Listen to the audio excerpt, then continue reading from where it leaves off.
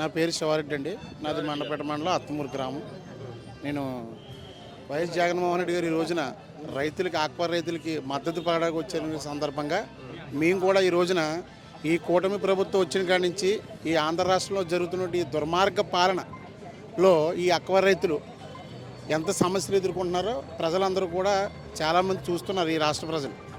అందుకు జగన్మోహన్ రెడ్డి గారికి మద్దతుగా ఆక్వా రైతులకి మా ప్రాంతం కాకపోయినా మేము కూడా రైతు కుటుంబం నుంచి పైకి వచ్చాం కాబట్టి రైతులకి మేము భరోసాగా ఒక మద్దతు ఇవ్వాలని చెప్పి ఒక తాపత్రయంతో ఆ జగన్మోహన్ రెడ్డి గారు నడుస్తున్న వేలో కూడా మేము రైతులకు మద్దతు ఇవ్వడానికి మేము అనపత్తి నియోజకవర్గం అండ్ అదేమో మండపేట నియోజకవర్గం నుంచి ఈ రోజున ఇక్కడ రావడం జరిగిందన్న. మీరేమో దుర్మార్గ ప్రభుత్వం అని చెప్తున్నారు, వాళ్ళేమో ఇది మంచి ప్రభుత్వం అని చెప్పేసి గడప గడప స్టిక్కర్లు కూడా అన్న. ఆ రోజున మీరు జగన్మోహన్ రెడ్డి గారు సీఎం అయింది కేవలం 3 సంవత్సరాలకే పరిమితమైంది.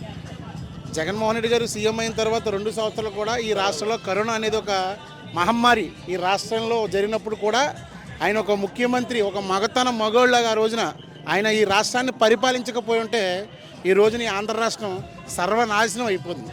కాబట్టి ఈ రోజున ఈ ఎన్డీఏ కూటమి వచ్చిన కాడి నుంచి రాష్ట్రంలో అనేకమైన దుర్మార్గాలు, గొడవలు, అనేక మత విద్వాసాలు వీటికి ఇలా ఎక్కువ ప్రోత్సహించారు తప్ప అనేకమైన తప్పుడు కేసులు ఒక డాక్టర్ బాబా అంబేద్కర్ రాసిన రాజ్యాంగాన్ని తూట్లు పరుచుకుంటూ అనేక తప్పుడు కేసులు, అంటే ఆయన రాజ్యాంగంలో లేనటువంటి సృష్టించి ఈ యొక్క వైఎస్ఆర్ కాంగ్రెస్ పార్టీలో ఉన్నటి కార్యకర్తల మీద, అలాగే ఇక్కడ ఎవరైతే ఇక్కడ తప్పు జరుగుతుందని ప్రశ్నించిన వాళ్ళపైన కూడా తప్పుడు కేసులు కట్టిన ఘన చరిత్ర ఏ పార్టీకైనా ఉందంటే ఒక ఎన్డీఏ పార్టీకే.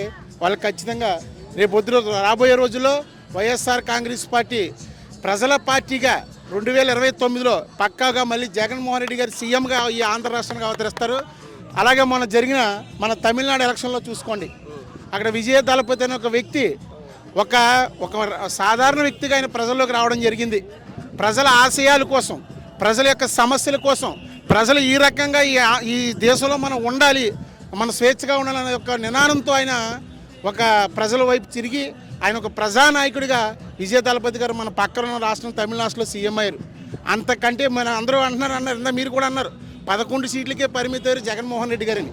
ఈసారి జగన్మోహన్ రెడ్డి గారు 11 సీట్లకు కాదండి 175 ఏ నినాదంతో ఆ రోజు నేను అన్నాడో ఖచ్చితంగా అదే సీట్లతో 2029లో వైఎస్ జగన్మోహన్ రెడ్డి గారు ఈ ఆంధ్ర రాష్ట్రానికి ఆ రోజున మహనీయుడు డాక్టర్ వైఎస్ రాజశేఖర రెడ్డి గారు పేదల ప్రజల బలహీన బడుగు వర్గాల ఆశాజ్యోతి ఏ రకంగా అయితే నిలబడ్డారో రాబోయే రోజుల్లో 2029లో మళ్ళీ వైఎస్ జగన్మోహన్ రెడ్డి గారు సీఎం అవుతారని ఖచ్చితంగా మేము జై జై జగన్.